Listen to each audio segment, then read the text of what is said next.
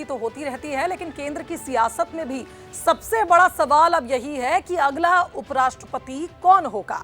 Reports के मुताबिक BJP और उसके सहयोगियों के बीच ये राय बनती दिख रही है कि इस बार धनखड़ जैसा प्रयोग नहीं किया जाएगा, ऐसी बातें हो रही है।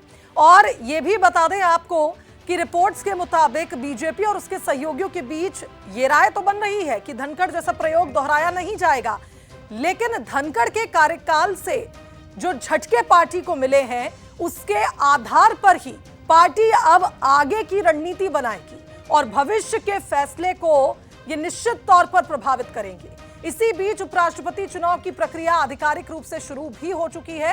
आपको यह भी जानकारी दे दें कि चुनाव आयोग ने रिटर्निंग ऑफिसर की नियुक्ति कर दी है, यानी अब एनडीए उम्मीदवार चयन पर विचार विमर्श शुरू करेगी। दरअसल जगदीप धनखड़ ने संसद के मॉनसून सत्र के पहले दिन 21 जुलाई को उपराष्ट्रपति पद से इस्तीफा दे दिया था और इसके पीछे कथित रूप से रिश्तों में खटास और पार्टी लाइन से इतर जाकर बयानबाजी करना वजह माना गया।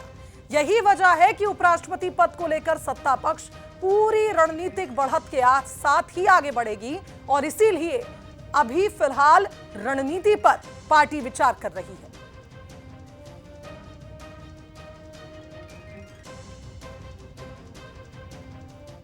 तो अगला उपराष्ट्रपति कौन होगा, यह बड़ा सवाल है। बीजेपी और एनडीए किस चेहरे पर भरोसा जताएगी, ये भी थोड़ा समझने की कोशिश करते हैं।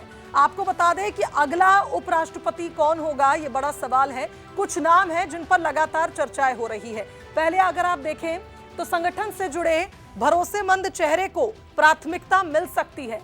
कारण यह है कि अनुभवी और सक्रिय राजनेता को ही कहीं ना कहीं पार्टी पसंद करेगी, ये माना जा रहा है। धनखड़ जैसे प्रयोग से बीजेपी इस बार बचेगी, ये इसलिए वजह हो जाती है। कारण यह है कि इस बार जो खटास की बात हो रही है, दोबारा गलती दोहराना नहीं चाहती पार्टी। क्षेत्रीय समीकरण अहम भूमिका निभाने वाले हैं इस बार, यह भी माना जा रहा है।